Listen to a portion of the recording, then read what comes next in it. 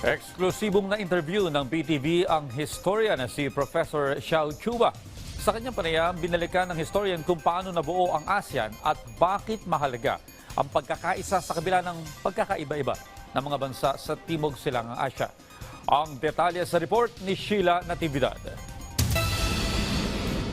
Sa kabila ng maraming pagkakaiba sa wika, relihiyon at kultura ng mga bansa sa Timog Silangang Asya, may isang bagay na nagdurugtong sa mga ito, ang pagkakakilanlan na pinagbuklod sa iisang rehiyon. Para sa Filipino public historian na si Professor Xiao Chua, malaki ang epekto ng kasaysayan ng kolonyalismo sa pagtingin natin sa sarili bilang mga Pilipino at bilang bahagi ng Southeast Asia.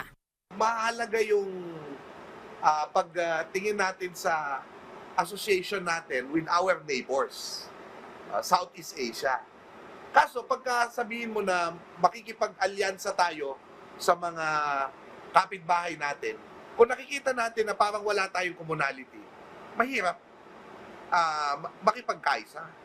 Mayroon din anyang pagkakataon noon na kinilala ang mga bayaning Pilipino tulad ni Gat Jose Rizal at Andres Bonifacio. Kwento ni Prof. Xiao, sina Rizal at Bonifacio ang mga tumindig noon laban sa kolonyalismo. Ang Pilipinas din kasi anya ang pinakaunang konstitusyonal at demokratikong republika sa Asya. Dahilan kung bakit maging ang mga Pilipino ay bahagi ng pagkakatatag ng ASEAN. Pero sa kabila ng mga pagkakaiba, naniniwala rin anya ang mga historiador na may mas malalim na ugat ang pagkakaisa ng mga bansa sa ASEAN. Kaming mga historians, ang sinasabi namin, nariyan yung Austronesian identity natin. So, ibig sabihin, bago pa dumating yung Europeans, thousands of years ago, yung mga wika dito sa Southeast Asia at yung mga kultura dito sa Southeast Asia, nagmula siya sa ating mga ninunong Austronesian. So, kaya ang malakas sa identity na yan, yung common maritime culture.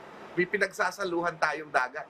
Ayon pa kay Prof. Xiao, ang common maritime culture din ang naging inspirasyon ng ASEAN 2026 logo na binubuo ng 4 na core elements, ang burda, tangkay ng palay, alon at balangay. Dagdag pa niya, magandang simbolismo ang bangka ngayong ASEAN 2026 dahil noon pa man ay may ugnayan ng mga bansang sakop ng ASEAN. Kumbaga, yung ginagawa natin sa ASEAN, pagpapatuloy na lang yun. Noong matagal na nating sinimulan na ugnayan, noong mga ngayon ay tinatawag nating Indones, Malay, Thai, no? At iba pang mga lahi dito sa ating geographic area.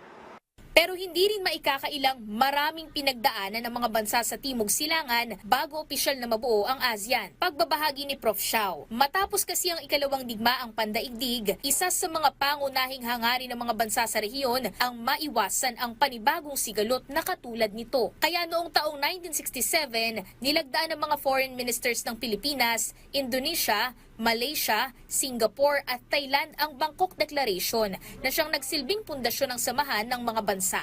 Eventually, nagkaroon sila ng kasunduan and pumunta sila sa palasyo sa Bangkok and they signed the Bangkok Declaration, which forms the Association of Southeast Asian Nations. Nang mabuo ang ASEAN, naging tulay na ito sa pagitan ng mga bansa para sa mas maraming oportunidad. Sa edukasyon, kung saan mas pinadali ang pag-aaral sa mga bansang kabilang sa Southeast Asia at maging sa ekonomiya, kung saan may kooperasyon na para sa mas pinabilis na daloy ng kalakalan. Hindi lang ito diplomasya, hindi lang ito ugnayan ng mga leader. Ang pagkakaroon ng ASEAN at pagiging miyembro ng ASEAN ay tungkol sa kaginhawaan natin. Yan ang tatandaan natin. Ngayong ASEAN 2026, bahagi ng layunin ng mga bansa ang pagbuo ng isang mas matatag at inklusibong rehiyon. Isang tahanang nakasandig sa pagkakaisa, kooperasyon at sama-samang pag-aangat ng antas ng pamumuhay ng bawat mamamayan.